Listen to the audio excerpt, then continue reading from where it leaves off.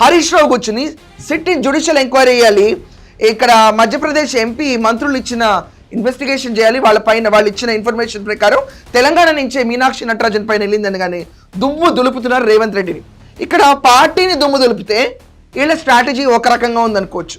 పార్టీలో ఎవరిని దుమ్ము దులపరు, వర్గాలను దుమ్ము దులపరు, కాంగ్రెస్లో ఉన్న క్యాబినెట్ మెంబర్స్ని దుమ్ము దులపరు, కేవలం రేవంత్ రెడ్డిని టార్గెట్ చేసి దుమ్ము దులపడం అనుమానాలకు దారితీస్తుంది. ఈరోజు ఎక్కడన్నా రేవంత్ రెడ్డి హైకమాండ్ ఏం చెప్తే అది ఫాలో అవుతారు, ఇది నిజం.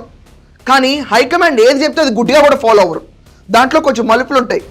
ఈయన ఇక్కడ అమలు పరచాలనుకున్న స్కీమ్లన్నీ కూడా ఖచ్చితంగా వాళ్ళతో డిస్కస్ చేస్తారు, అధిష్టానంతో రెగ్యులర్గా టచ్లో ఉంటారు. ఇలాంటి అధిష్టానం నుంచి రేవంత్ రెడ్డిని పక్కకు పడేయాలని ఒక చిన్న డ్రామా మొదలుపెట్టారు.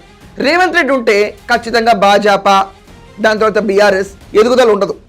3వ స్థానంలో కూర్చున్న బీఆర్ఎస్ 2వ స్థానానికి జన్మకు రాదు.